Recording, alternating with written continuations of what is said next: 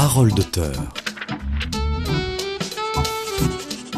Parole d'auteur, Bélita de Bangy.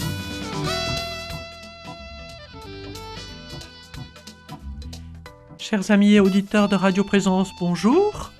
Aujourd'hui, nous allons découvrir quelque chose d'assez classique, mais en même temps de nouveau. Nous allons découvrir l'histoire de notre région en lisant un roman très bien écrit qui se lit très agréablement. Il se passe au XIIIe siècle, époque cathare.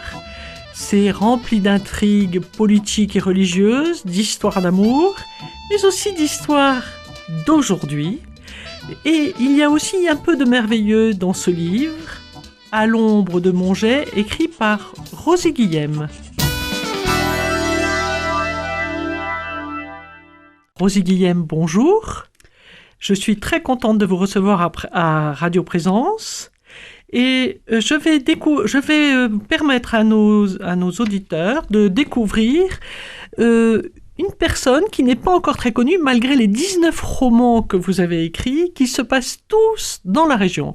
Alors, Rosie Guillem, je sais que vous êtes née à côté de Puylaurens, que vous n'écrivez que sur la région, pratiquement, quelquefois un petit peu sur le Japon, mais sinon, tous vos romans sont à la fois historiques et romantiques et un peu policiers. Alors, Rosie Guillem, maintenant, je vais vous demander de vous présenter à nos amis auditeurs. Bonjour, Bélita. Me présenter, c'est extrêmement difficile. Alors, je vais vous aider. Je vais poser une première question. Rosie, depuis quand écrivez-vous ? Puisque vous avez écrit 19 romans, moi je sais depuis combien de temps vous écrivez, mais c'est tellement extraordinaire ce que vous racontez à propos de ce que vous m'avez raconté avant de venir sur votre écriture, que je voudrais que vous nous en disiez, que vous expliquiez à nos amis auditeurs. Donc j'écris depuis 2010. Depuis 2010. 19 romans depuis 2010, chers amis auditeurs, et des romans. Je les ai vus, ces romans, il n'y a pas 50 pages, il y a 350 pages, et ils sont fournis plein d'histoires et plein d'intrigues. Donc depuis 2010, en fait j'écrivais avant quand j'étais très jeune, mais bon, la vie a fait que je n'ai pas pu continuer. Oui. Et puis, mes enfants ont appris un jour que j'avais écrit dans ma jeunesse. Et pour mon anniversaire en 2010, ils m'ont offert un ordinateur et puis ils m'ont dit, ben voilà, tu t'y remets. Alors ça, c'est absolument incroyable. Vous aviez quel âge et vos enfants avaient quel âge ? En 2010, j'avais... À la louche. À la louche, j'avais 56 ans. Vous aviez 56 ans. Donc, vos enfants découvrent absolument par hasard parce que quelqu'un dit « Est-ce que tu écris toujours ?» Voilà, c'est au cours d'une grande réunion familiale. Des gens que je n'avais pas vus depuis des décennies m'ont pas demandé si j'étais mariée, enfin ce que j'avais fait de ma vie. Ils m'ont dit « Est-ce que tu écris toujours ?» Et là, surprise de mes enfants qui m'ont dit « Comment ça, t'écrivais toi ?» Ben oui, j'écrivais. Donc, les enfants découvrent une autre facette de leur maman. Ils ont quand même 25 ans bien passés. Bien passés. Ils ont l'intelligence d'offrir un ordinateur alors que vous demandez une machine à écrire. J'étais un peu dépassée par les événements, effectivement. Je demandais une machine à écrire parce que moi, les ordinateurs, tout ça, je ne maîtrisais pas du tout. À l'époque, vous ne maîtrisiez pas. Et je me disputais avec ma fille en lui disant, écoute, il faut que tu me trouves des rubans pour machine à écrire. Et elle faisait traîner. Et quand ils m'ont offert l'ordinateur, elle m'a dit, ben maintenant, maman, tu sais pourquoi tu n'as jamais eu tes rubans pour machine à écrire. Donc, c'est quand même un très joli départ. Oui. Et ce qui prouve qu'on peut s'arrêter d'écrire et repartir, parce qu'aujourd'hui, Rosie Guillem, elle a écrit 19 romans. Et le 20e est en préparation. Il est déjà bien entamé. Alors, Rosie Guillem, c'est quand même un personnage incroyable, cette dame, parce qu'elle écrit des séries. Et tout se passe dans son coin. C'est-à-dire près de Puylaurens, qui est à 1 heure de Toulouse, qui est dans le Tarn. C'est bien ça, c'est ça. Vous m'arrêtez si je me trompe. Elle habite à côté de Puylaurens. Elle a habité à côté de Puylaurens. Elle a habité à Auvzine, à côté du château de Monget. Et elle a en plus de l'écriture, elle a une autre qualité importante. Elle aime l'histoire. Donc, ses romans sont un mélange d'histoire de la vraie que nous apprenons, puisque là, ce livre, À l'ombre de mon jet, se passe à l'époque cathare. Et donc, nous partons avec Simon de Montfort, les massacres de Simon de Montfort dans la région, qui sont légion. Et c'est bien de faire un petit rappel historique, puisque vous, chers auditeurs qui m'écoutez, vous êtes quand même, les cathares, ça ne vous est pas inconnu. Alors, je vais... alors moi j'ai eu la chance de vous rencontrer et de lire À l'ombre de mon jet. Je précise à mes amis auditeurs que j'ai lu le livre en 24 heures. C'est-à-dire que quand je l'ai commencé, je n'ai pas pu m'arrêter. J'étais tellement prise entre l'intrigue des personnages et l'histoire et la fluidité de l'écriture. C'est une écriture extrêmement douce et agréable qui est... Voilà, c'est vraiment extrêmement agréable à lire. Je vous remercie vraiment, Rosie Guillem, d'écrire des choses qui sont si faciles à lire, qui nous donnent du plaisir et en même temps de l'instruction. Parce que mes petits rappels sur Simon de Montfort, j'avais un petit peu oublié ces histoires de Cathare, le nombre de villes incroyables qu'il a détruites en fait. Ouais. Et je voudrais que vous m'expliquiez pourquoi est-ce que vous avez parlé du catharisme quand même, qui est bien oublié aujourd'hui. Pourquoi ce rappel du catharisme? Parce que c'est dans nos racines, tout simplement. D'accord. Vous pensez que... Oui. D'accord.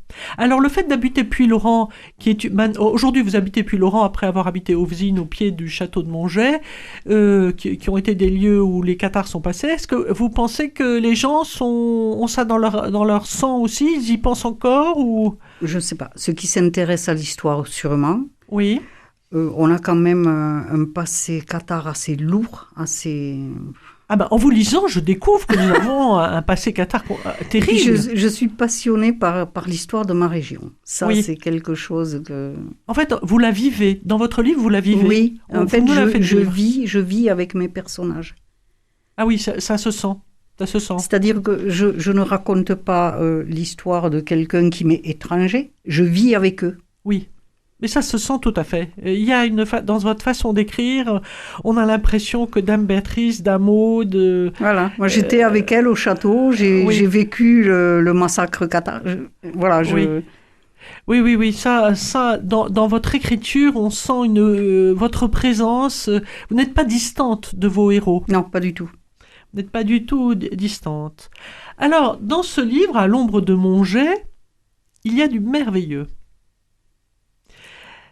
Très à la mode actuellement, mais je ne pense pas que ce soit la mode qui soit votre moteur du tout. Pas du tout.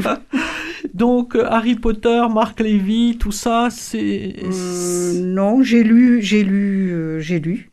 Mais bon, je me sens trop distante. Est-ce que c'est parce que vous croyez au merveilleux ou est-ce un jeu d'écriture? Non, je crois vraiment au merveilleux. Alors... Si vous voulez, je vous pose cette question qui peut paraître un peu surprenante à nos auditeurs, mais je l'ai senti. Vous le racontez toujours comme auprès de vos héros. Le merveilleux, quand vous racontez que cette Guiraude, la sorcière, fait passer les gens ailleurs, c'est tellement bien raconté qu'on est avec vous. Voilà. Et vous, avec vous, avec les personnages, et avec vous, Rosie Guillem. C'est-à-dire que si on ne s'implique pas dans ce qu'on écrit, enfin moi je m'implique énormément dans ce que j'écris, oui. Mais je le vis avec eux. J'ai pas de distance entre eux et moi. C'est comme je vous expliquais, quand j'écris, c'est comme si j'étais dans une pièce vide. Il y a une chaise, je m'assois sur la chaise et mes personnages viennent me disent, moi je m'appelle comme ça, j'ai fait ceci, j'ai fait cela. Et c'est eux qui me guident dans mon écriture en fait. Je ne fais que traduire ce qu'ils me disent. Donc cette inspiration, vous avez cette chance d'être extrêmement inspiré dans votre écriture, ce qui est formidable. Et vous n'avez pas besoin Une pièce vous suffit, avec une musique particulière que nous écouterons tout à l'heure, qui s'appelle... Peut-être pouvez-vous me le rappeler, la musique extraordinaire que vous écoutez, qui vous inspire. Letters to God. Voilà. Enfin, il y en a plein, mais celle-là en particulier. Letters to God, qui veut dire lettre à Dieu, donc c'est pas rien. C'est pas rien. Parce que dans le livre À l'ombre de mon jet, qui est un des 19 romans écrits par Rosie Guillem, c'est très positif, malgré les massacres. On est un peu triste parfois, malgré les massacres cathares. Il y a toujours de l'élan, de la vie, de l'optimisme. On s'en sort, on avance, parce qu'en réalité, les deux personnages au début du roman, c'est Dame Aude et Aubry. Aubry de Malamort. Aubry de Malamort, qui a existé. Je n'en sais absolument rien. Ah, j'avais l'impression. Malamort existe bien, c'est juste au-dessus de Durfort. D'accord. C'est un endroit au-dessus de Durfort. Mais c'est un personnage qui s'est présenté à moi comme ça, sans crier gare, qui est arrivé dans mon histoire. D'accord. Et qui s'est vraiment imposé comme loup, qui ne devait être là que pour quelques phrases, pour un petit paragraphe, le personnage de loup, et qui en fait s'est tellement imposé qu'il a fini par faire partie des personnages principaux du livre. Alors, donc dans ce roman, nous avons... est-ce que Aubry est un prince? Un Aubry, seigneur? c'est un chevalier. Un chevalier, Dame Aude, qui est sa promise, ils sont très jeunes. Oui, je dirais entre 16 et 19 ans. Voilà. Ils sont très très jeunes. Ils sont très jeunes. Et alors va intervenir Loup. Et alors, moi, j'ai découvert une facette d'un loup, parce qu'on en parle souvent, des hommes loups. Parlez-nous de cet homme loup, qui en réalité est extrêmement sympathique. Oui. Et à qui vous donnez une vie, parce qu'il y a certainement existé des hommes loups. Alors racontez-nous cet homme loup dans votre livre, parce que les autres, le Seigneur et Dame Aude, sont assez classiques, mais pas si classiques que ça, vous le verrez en lisant. Mais cet homme loup, qui est-il et d'où vient-il? Comment est-il arrivé à vous? Alors, dans le roman, Loup est un enfant perdu que la Guiraude, dont la sorcière, la grand-mère de Aude, a récupéré en forêt, tout simplement parce qu'il faisait partie d'une famille de paysans. Il était très malingre, très chétif. C'était un enfant qui ne rapporterait rien à la famille, donc il l'avait abandonné en forêt, au milieu des loups. Nous sommes au XIIIe siècle. XIIIe siècle. Et ce genre d'histoire est plausible. Est plausible, voilà, tout à fait. Chers amis auditeurs, là, c'est pas de la fiction, c'est quelque chose qui a pu se passer. Et là où vraiment, ça va un peu sortir des clous, la Guiraude a trouvé cet enfant et a abattu des loups avec une Winchester. Ce qui, à l'époque, n'était pas du tout plausible. Oui, la carabine, voilà. Oui, c'est une sorcière au XIIIe siècle qui a une carabine, mais c'est une sorcière, donc c'est normal qu'elle ait une carabine. C'est une vraie sorcière, mais on sait pourquoi après elle a cette arme. Et donc, elle va élever Loup. Comme son fils. Comme son fils, elle va le protéger et elle va lui dire à un moment... il faut que elle va le mettre devant le loup qu'il a agressé, en fait, et elle va lui dire, il faut que tu le tues, parce qu'en le tuant, tu vas tuer toutes tes peurs. Oui, alors ça m'a beaucoup plu. Donc, en se dépassant, voilà. Donc là, je trouve que c'est un peu de la philosophie. Tout à fait. Redites-nous ça exactement. Donc la Guiraude, qui est la sorcière qui élève Loup, et cet enfant abandonné dans la forêt au XIIIe siècle, et donc histoire tout à fait plausible, sa grand-mère lui dit... Elle lui dit tout simplement, elle le ramène à l'endroit où est la meute de loups. Elle lui montre le chef de meute et elle lui dit, il faut que tu le tues parce qu'en le tuant, tu vas tuer toutes tes peurs. Oui, alors là, c'est très fort en fait. Et donc, il est avec un couteau. Quand le loup se jette sur lui, il plante le couteau. Et il le tue. Et quand Aude lui dit, mais vous n'avez pas eu peur ? Oui, quand la petite fille de la sorcière lui dit « Vous n'avez pas eu peur ?» Et il dit non, parce que j'avais entendu le claquement de la carabine. Elle avait armé au cas où. Ah oui. Oui, et puis elle savait quelque part qu'il était impératif. Elle n'a pas douté, en fait. En ne doutant pas, elle a donné de l'énergie à Loup aussi. Voilà. Et ce petit enfant malingre est devenu une force de la nature qui a un grand rôle à jouer après dans l'histoire de Mongé. Et alors, cet homme loup, en réalité, il est la gentillesse incarnée. Tout à fait. Donc, en fait, il s'appelle Loup parce que son vrai nom, on ne le connaît pas. Non. Mais il porte sur lui la peau du loup qu'il a tué. Oui. Et voilà. Et donc, son sobriquet, son loup, c'est lui. Donc ça démystifie le loup qui n'est pas si méchant que ça. Et alors je vais faire un petit parallèle parce qu'il y a aujourd'hui, à notre époque, des gens qui sont très amis avec les loups. Il y a eu une grande pianiste. Ils sont exceptionnels. Ah, Les loups sont des animaux exceptionnels. Il faut se pencher sur leur manière de vivre. Et c'est vraiment quelque chose qui pourrait beaucoup nous apprendre. alors c'est amusant, oui, parce que c'est la première fois moi que j'entends parler d'un enfant loup avec autant de gentillesse et de tendresse et d'ouverture. Et vous me le confirmez, donc ça n'est pas que du roman. Non, moi j'ai eu l'occasion à Gramma de visiter un zoo où il y avait des loups. Je les ai observés, ils sont fascinants. Ils sont fascinants, il n'y a pas d'autre mot. Donc il y a dans ce roman un côté dépassement de soi-même.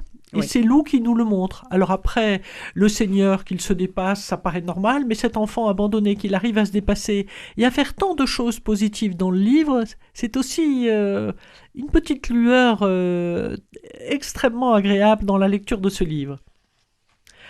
Alors, tout se passe au château de Monget, chers auditeurs, vous avez compris, château du XIIIe siècle. Et ce château, qui est à 1 heure de Toulouse et que vous aurez l'opportunité de visiter peut-être pour les journées du patrimoine, il a été démoli. Est-ce que vous pouvez nous dire pourquoi au XIIIe siècle, au début du XIIIe siècle, ce château a été démoli alors que c'est le seul endroit, Monget, où les Albigeois ont vaincu les croisés du Nord? C'est pour ça. C'est justement pour ça. Alors Parce que- expliquez un peu à nos amis auditeurs, Alors, parce que vous connaissez très bien l'histoire, mais... Très bien, je ne dirais pas ça, je connais les grandes lignes. En 1211, quand les croisés qui venaient du sud venaient prêter main forte à Simon de Montfort, qui assiégeait Lavaur à ce moment-là. Oui, Donc, Montfort était à Lavore pendant Oui. qu'il y avait d'autres croisés qui arrivaient. voilà. Et donc, sur leur route, ils sont passés par Rovesine, Monget. Et là, ils sont tombés dans une embuscade. Ils ont été anéantis en une nuit. Alors, ils disent en une nuit. Moi, je veux bien. Je suis l'histoire. Même si j'ai quelques doutes, mais je suis l'histoire. Donc, en une nuit, ils ont été anéantis. Et quand de Montfort a appris qu'on avait tué son armée, il a fait demi-tour. Il est venu à Monget. Il a rasé le château. De fureur. Ah, il était fou de rage. Oui. Et bon, les gens avaient quand même eu la présence d'esprit de partir. Parce qu'ils se Ils sont- avaient quitté le château de Monget. Ils avaient quitté, les paysans étaient partis, tout le monde était parti parce que... Le souterrain qu'il y a entre Monget et Ovzine, le petit hameau en dessous, dont je suis persuadée de l'existence. Je sais pas, ça c'est vraiment une... C'était quelque chose qui m'allait bien pour mon histoire. Après, Oui, mais moi je suis persuadée qu'il y a un souterrain. oh, je pense que oui, quand même. À l'époque, il y avait quand même beaucoup de Il y en souterrains. avait beaucoup, oui. Et à l'époque Qatar, justement, les gens ont dû creuser. Oui. Et donc, il faut préciser que Monget est le seul endroit dans toute l'Occitanie où les Albigeois, c'est-à-dire les Cathares, ont vaincu les croisés. Oui, On c'est vaincu, c'est sinon- la grande victoire cathare sur les Français du Nord, c'est ça. Voilà, c'est la grande victoire. Donc, c'est à Monget, à 1 heure de Toulouse, dans le Tarn, mais Oui. ça touche la Haute-Garonne. hein. Oui, c'est Ça, à la limite. Parce qu'il faut savoir quand même que avant Monget, il y avait eu Béziers qui avait été dévasté par un massacre Arnaud épouvantable. Amaury. Il y avait eu des Minerve problèmes. aussi. Oui, il y avait eu des problèmes avec les Trincavel, enfin avec Raymond VI de Toulouse. Ça a été une horreur, ce qui s'est Oui. passé. Imaginez ce Simon de Montfort qui se croit invincible et qui prend Oui. une claque monumentale à Monget. Il y a de quoi le rendre fou. Oui, surtout que c'était quand même un homme qui n'était pas un sentimental, parce qu'il avait fait brûler les habitants de Béziers ou de Oui. Minerve, je ne sais De plus, Béziers. sans aucun scrupule. Et, Au départ, on le prenait pour un héros, puisqu'il avait été envoyé par le pape Innocent III et par le Oui. roi, et voilà. Sauf que ce joli monsieur, à la fin, la seule chose qui l'intéressait, c'était même plus d'éradiquer les Cathares, c'est qu'il voulait tout simplement s'approprier les terres. Et oui, malheureusement, les seigneurs de la guerre oublient par qui ils ont été envoyés et leur Exactement. véritable but. Oui. Parce que quand le pape Innocent III lui a demandé de lever un peu le pied sur... il a refusé. Il a continué Ah. ses... Ah oui, ça, je ne savais, j'avais jamais entendu. C'est très intéressant. Innocent III a vu que c'était un carnage et il lui a demandé de se calmer. Disons qu'il avait essayé de prendre comment dire? Des renseignements, il avait eu... Non, il voulait que les cathares et les catholiques trouvent un terrain d'entente. Seulement s'ils trouvaient un terrain d'entente, de Montfort ne pouvait plus accéder aux terres. Donc ça ne l'intéressait pas du tout. D'accord. Oui, donc c'est intéressant de remettre un peu Simon de Montfort à sa place. Oui. C'est pas un héros. Ah, pas du tout. Enfin, pour moi, c'est... Oui. On va passer dessus parce que c'est vraiment un personnage que je n'aime pas du tout. Non, mais attendez, un homme qui massacre, il y a d'autres façons de convertir les gens que de les massacrer. C'est quand même... Alors, nous allons écouter la musique qui vous a inspiré dans toutes vos écritures.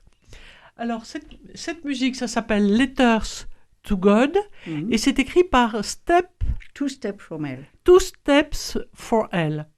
Donc, je précise à nos amis auditeurs qui aimeraient se mettre à l'écriture que c'est une musique inspirante, et Rosie Guillem, elle se met son casque sur les oreilles et elle écrit. Elle en est à 19 romans depuis 13 ans. Donc, nous allons écouter cette musique qui peut-être va vous inspirer vous aussi pour écrire des romans futurs.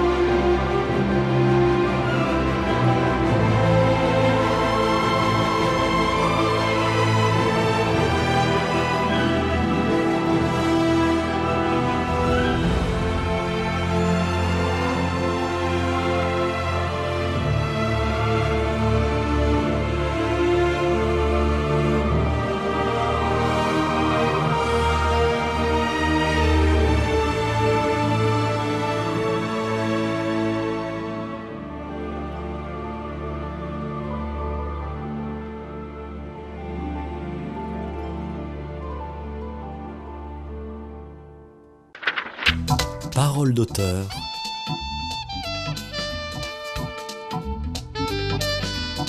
Bellita de Bangi. Chers amis auditeurs, nous reprenons À l'ombre de mon jet de Rosie Guillem. Alors, nous avons un petit peu parlé du sujet du livre, donc un seigneur promis à Dame Aude à l'époque des cathares. je veux pas trop effleurer le livre parce que je veux absolument que quand vous lirez le livre, chers amis auditeurs, vous soyez pris et passionnés. Donc, je ne parle du livre que par petites touches.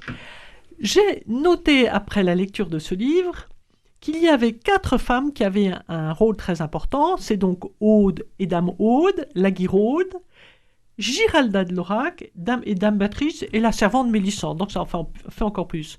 Je voudrais que vous nous parliez de Giralda de Laurac, parce que nos amis auditeurs, moi je l'ai découverte. Qui est-elle? Et elle a existé, cette personne. Oui, absolument.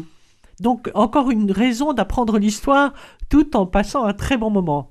À vous, Rosie Guillem, dites-moi qui c'est. Il faut savoir que tous les 3e dimanches de mai, à Lavore, on fête le mai de Dame Guiraude. Ah bon? Oui. Depuis 7 siècles? Presque. Je pense. J'avoue que je ne me suis pas penchée sur la question, mais on fête le mai de Dame Guiraude. Giralda de Laurac, Dame Guiraude, était la seigneuresse de Lavore au moment où Simon de Montfort avait assiégé la ville. Donc elle tenait tête à Simon de Montfort au XIIIe siècle. Je pense qu'elle était... Alors, elle était âgée de 19 ans. Je n'ai pas la précision. Oui, une très jeune femme. Alors, c'était une très jeune femme qui protégeait la ville avec 80 chevaliers fédis. Oui. Les chevaliers fédis étaient les chevaliers qui... Étant donné qu'ils étaient cathares, on leur avait tout pris. Il ne leur restait rien, c'était... Ah oui, c'est une expression. Chevalier fédit, ça veut dire qu'on leur a supprimé leurs biens. Voilà, on a tout supprimé, ils n'ont plus rien. Chevalier fédit. Oui. Et donc, un de ces chevaliers était le frère de Giralda de Laurac, qui avait vu ce qui s'était passé à Béziers et qui s'est retourné contre Simon de Montfort. D'accord. Donc, il protégeait la ville.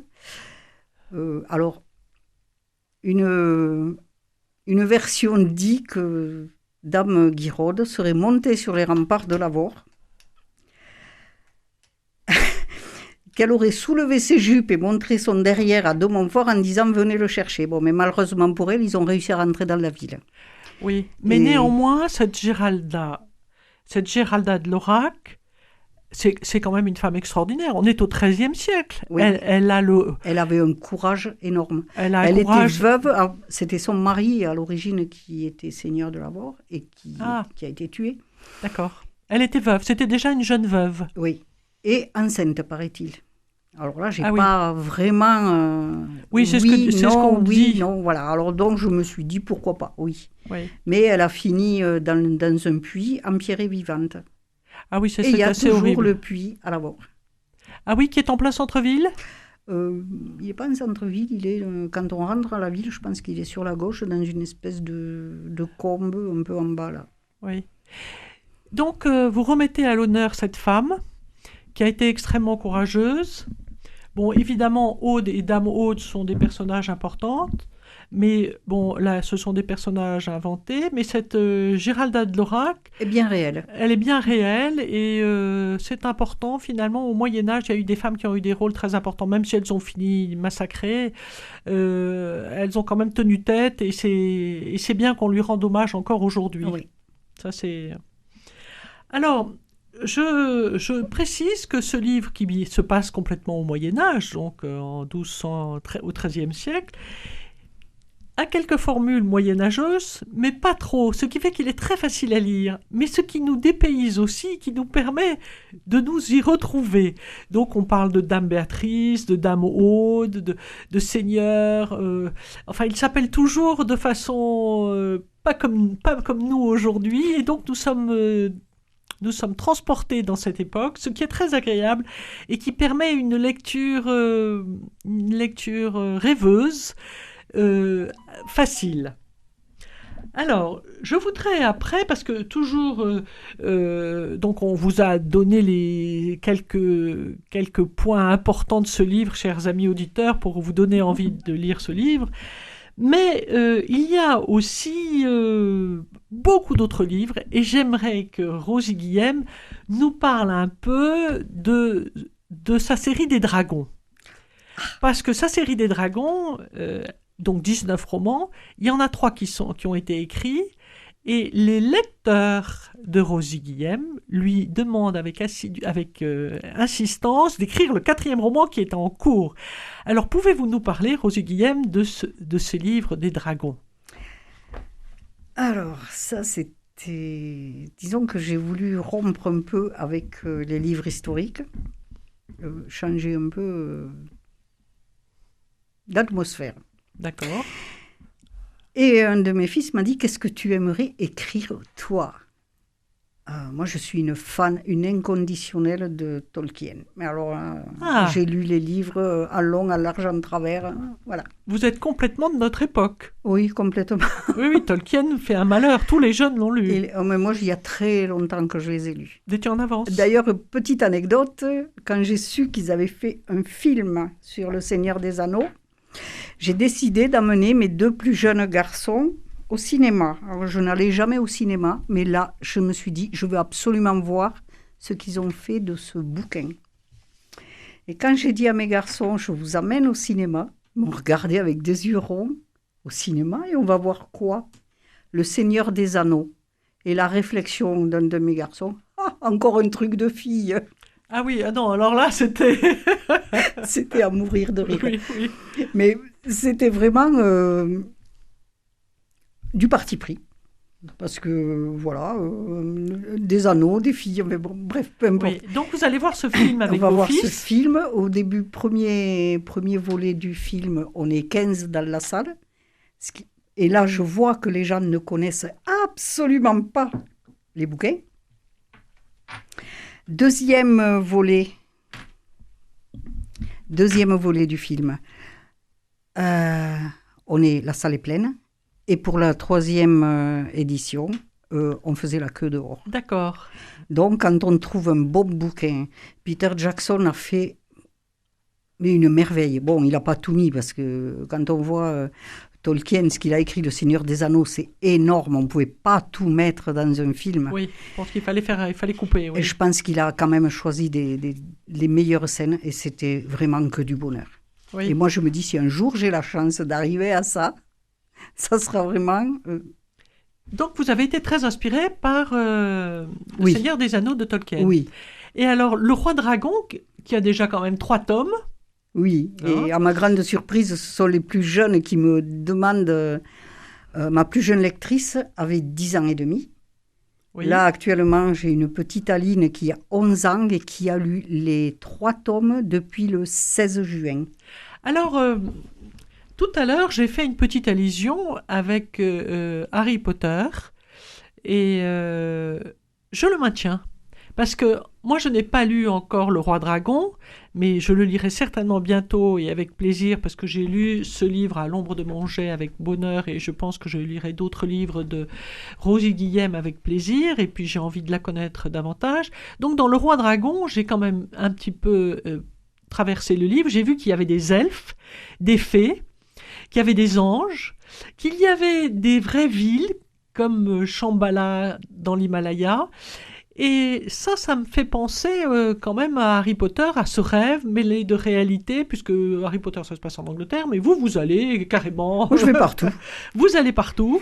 Et donc, les jeunes, il faudrait que les jeunes connaissent votre roi dragon. Alors, dites-nous un peu, racontez-nous un peu l'histoire de ce dragon qui est un être supérieur, j'ai cru comprendre. Très, très supérieur. Voilà, allez-y, En fait, dites-nous, pour que ça ait tant de succès. Et je vais vous dire, ça sortira probablement un jour en film, parce que ce roi dragon, je sens... Il est très charismatique. Il est très charismatique, comme Harry Potter, en fait. Légendaire pour ses colères. Oui. C'est un personnage hors norme qui a des colères phénoménales, qui peut... Et en fait, on va enlever sa réale, sa future femme. Alors, sa réale, ça veut dire sa reine ? Oui, sa reine. D'accord, oui, parce que c'est un langage que tout le monde ne connaît pas. Alors, Adovan, c'est le réal de Palatine, de la 20e dimension. Pardon, vous pouvez me répéter ça ? Adovan. Oui, Adovan, c'est le nom du dragon. C'est le nom du dragon blanc et le réal de Palatine. D'accord, et Palatine, c'est ? La 20e dimension. Et qu'est-ce que c'est que la 20e dimension ? C'est une dimension entre les autres. Oui, là, vous voyez, nous sommes un peu dans le mystérieux, l'ésotérique. Donc, ça devrait vous plaire, amis lecteurs qui avaient aimé Le Seigneur des Anneaux Et donc, et ces mondes un peu voilà. extraordinaires. Et donc, il va partir à la recherche de sa réale, puisque c'est leur sang conjugué qui doit guérir la race des dragons. La race des dragons est en train de s'éteindre. Elvana, c'est ça. Oui, Elvana. Elvana, c'est sa réale, C'est d'accord. sa réale, Sa c'est reine. le dragon turquoise. D'accord, dragon turquoise. Et donc, il va partir à sa recherche, et là, il va croiser, dans des dimensions, il va croiser des êtres dont soit il ne s'est jamais préoccupé, parce qu'il est tellement supérieur que ce qui est en dessous, ça ne l'intéresse pas, soit il ne savait même pas qu'ils existaient. D'accord. Et donc, il va être obligé de découvrir. Et puis de composer. De s'ouvrir à autre. Voilà. À autrui. Il va Oui. falloir qu'il se dépasse, il va falloir qu'il sorte de sa zone de confort pour vraiment... Et donc, il va rencontrer des elfes. Donc, c'est une ouverture, en fait. C'est une ouverture. C'est comment on peut se réaliser tout en s'ouvrant aux autres. Oui, c'est une initiation. Voilà. C'est comme Lou. À l'ombre de mon jet, il y a une initiation en réalité que sa grand-mère, la sorcière, lui demande. Et là, finalement, c'est encore une initiation avec le roi dragon. Oui. C'est amusant ce passage. Vous voulez faire passer les gens d'un état à un autre état, les faire grandir peut-être. Je veux surtout qu'ils s'ouvrent à la vraie vie et pas à ce qu'on nous donne tous les jours qui est insupportable. C'est amusant ce que vous dites, parce que vous dites que vous voulez que les gens s'ouvrent à la vraie vie. Je vous suis tout à fait. Mais vos romans sont merveilleux. Donc, vous voulez permettre aux gens... Mais il y a du merveilleux dans la vie, c'est ça le problème. Mais D'accord. on nous met tellement de barrières, on nous met tellement de mauvaises lunettes. Les gens ne voient plus rien, ne voient plus le beau. Merci. Merci de ce joli message. Donc, c'est bien ce que je dis. Lire Rosie Guillem, c'est vraiment un bonheur. Parce que dans le livre À l'ombre de mon jet, là, je reviens à ce livre qui est à l'origine de notre rencontre avec Rosie. Les batailles avec les cathares, c'est pas très rose, hein, c'est parce que ce sont des massacres. Ce sont des massacres. Mais dans le livre, on ne pleure pas, on est quand même toujours dans l'optimisme. Il y a toujours un élan vers la vie. Et donc, sur les autres livres, Le Roi Dragon, tome 1, tome 2, tome 3, Rosie Guillem me dit qu'elle veut aider encore les gens à s'ouvrir à la vraie vie, mais finalement, j'ai l'impression que c'est un de vos mantras. Oui. Voilà. Donc c'est pour ça que la lecture de ces livres, enfin moi celui que j'ai lu a été extrêmement plaisant, mais je vais certainement en lire d'autres et ça me fera du bien tout en étant dans une certaine légèreté, dans un certain rêve et en même temps dans un rôle historique, dans de l'histoire. Est-ce que dans Le Roi Dragon, il y a un côté historique aussi ? Pas vraiment. Ah, pas vraiment. Par contre, c'est surtout de l'imagination là, mais avec un message. Voilà, par contre, dans le tome 3... je parle des armées célestes qui arrivent sur Terrae. C'est qui, ça ? Arrivent... Terrae, c'est la Terre. Oui, non, bien sûr. Non, les armées célestes, c'est qui ? Ce sont les anges qui viennent nous défendre ? Les anges, les dragons, tout ce qui compte de vivant dans le multivers va venir parce que Terrae, c'est la perle de la source de vie.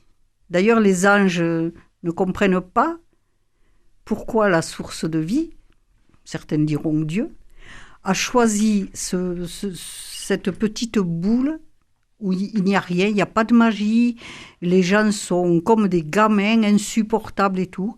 Et par contre, il a mis des anges gardiens pour la protéger. Et ça les dépasse parce qu'il dit, mais ça sert à quoi de protéger des trucs pareils, des gens pareils ?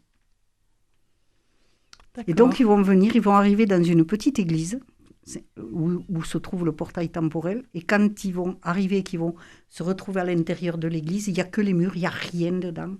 Mais ils vont sentir une présence tellement phénoménale que même le roi dragon et Galiel, qui est quand même le commandant des armées des anges, vont se trouver mais bouleversés à un point qu'ils vont... Et Galiel va dire, c'est ici que les gens viennent prier. Et des siècles de prière, voilà ce que ça donne, en fait. Ah oui. Et donc, c'est quand même très surprenant. Donc, vous parlez de présence, vous ne parlez pas de présence divine, Le mot n'est pas employé, c'est moi qui l'emploie. Voilà, c'est chacun Oui. voit comme il... Vous parlez pas d'énergie, vous parlez de présence. Oui, Et ça se passe dans une chapelle. Donc, Là, référence à oui. notre chrétienté. oui. Voilà. Donc, le mot est dit. Moi, je suis croyante. Merci. Mais je suis plus vers la spiritualité que vers la religion. D'accord, mais merci de témoigner. D'ailleurs, vos livres, on le sent dans vos livres. C'est-à-dire qu'on fait des expériences au cours de notre vie et on a le choix. Soit on adhère, soit on n'adhère pas. Moi, j'ai adhéré parce que j'ai vu des choses Oui. extraordinaires. Oui, oui. Donc, oui. Dans votre écriture, vous faites parler les personnages qui, au XIIIe siècle, évidemment, puisque ce sont des guerres de religion, ces guerres Oui. contre les Cathares, les gens parlent de Messire Dieu. Et je trouve que c'est une très jolie formule de dire Messire Dieu. Donc, Aubry parle de Messire Dieu. Je reviens toujours au premier livre, parce que je pense qu'il y a, à travers beaucoup de livres que vous avez écrits, il y a des points qui se retrouvent.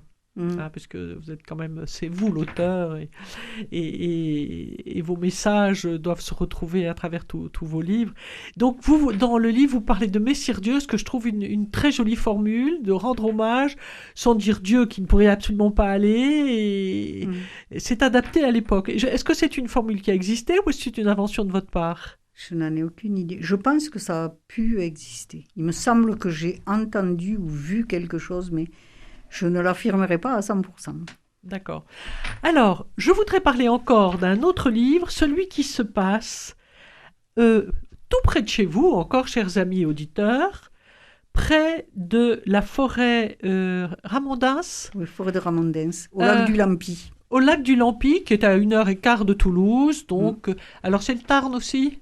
Oui, Voilà. Alors, les Forges de Caïn, donc il y a déjà 2 tomes. Ça se passe à Arfon. Il y en a qui connaissent Arfon, le lac du Lampi. C'est à 1h de Toulouse. Alors là, parlez-nous, Rosie, Guillaume, de ces livres qui paraissent assez extraordinaires. Et parlez-nous un peu de l'histoire de ces livres. Aussi à lire, à découvrir, chers amis auditeurs. alors, les Forges de Caïn, c'est parti d'un moment où, dans ma vie, je voulais arrêter d'écrire. J'ai eu une grosse catastrophe dans ma vie. Une Et grosse je me suis- épreuve. Très lourde. Oui. Et je me suis dit, j'arrête d'écrire. J'avais plus la force, j'avais plus l'envie, j'avais plus... Ça serait Voilà. dommage. Et donc, un journaliste que je connaissais est venu me voir et me dit, qu'est-ce que vous allez faire? Je venais d'écrire La sorcière de la vallée. D'accord. Et il me dit, qu'est-ce que vous allez faire après La sorcière? Je dis, ben rien, j'arrête. Il me dit, ah non, mais vous pouvez pas arrêter.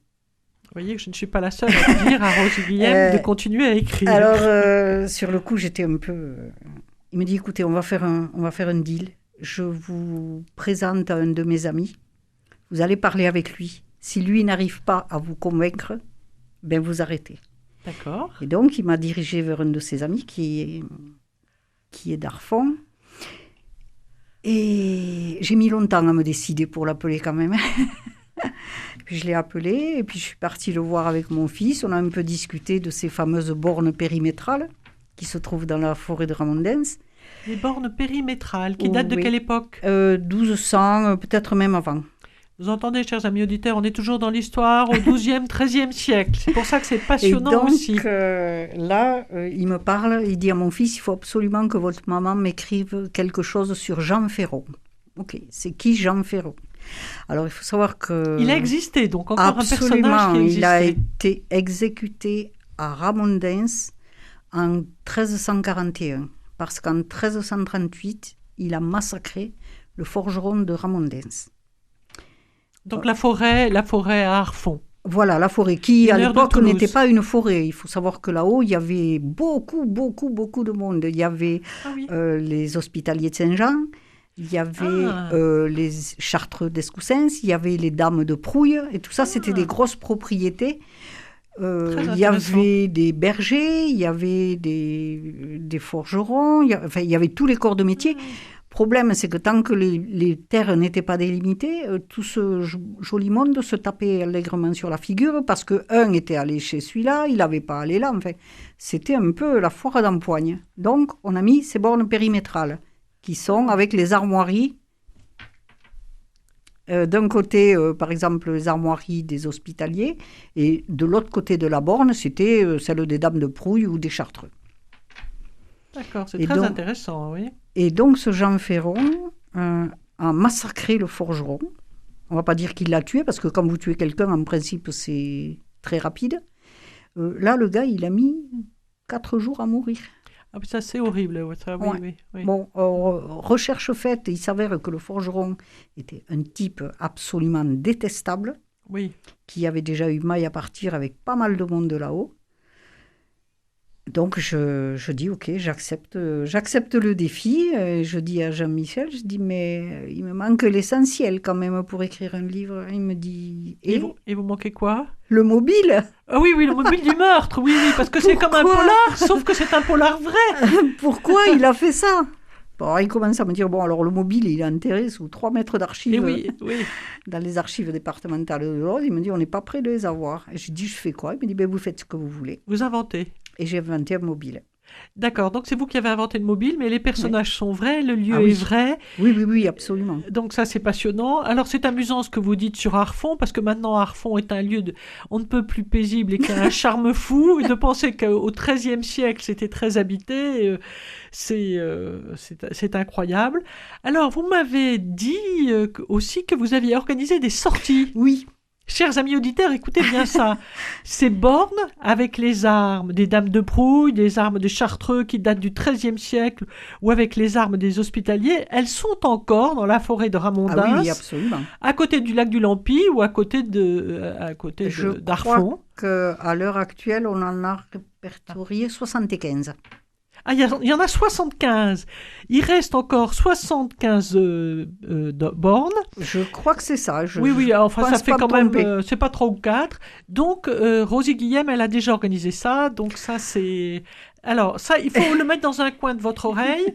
Alors, il y a tellement de choses à dire. Je voudrais, puisqu'il ne nous reste pas énormément de temps, vous dire comment trouver les livres de Rosie Guillem. Rosie Guillem, donc, on peut trouver ses livres sur Amazon. Certains. Certains de ses livres, mais pas tous, ça serait dommage. Mais bientôt, je pense qu'ils y seront tous. Alors, bientôt, elle va faire le nécessaire pour... Mais pour le moment, chers amis auditeurs, si vous voulez rencontrer Rosie Guillem, trouver ses livres, vous pouvez donc écrire à son association, c'est l'association Eraven, ou tout simplement lui écrire à son mail qui est Rosie Guillem, R-O-S-I-E, Guillem, G-U-I-L-H-E-M, donc Rosie Guillem, tout collé, @live.fr. Merci beaucoup Rosie Guillem pour cet entretien. Bélita. Merci de m'avoir fait découvrir ces lectures passionnantes et continuez surtout à écrire. Merci beaucoup.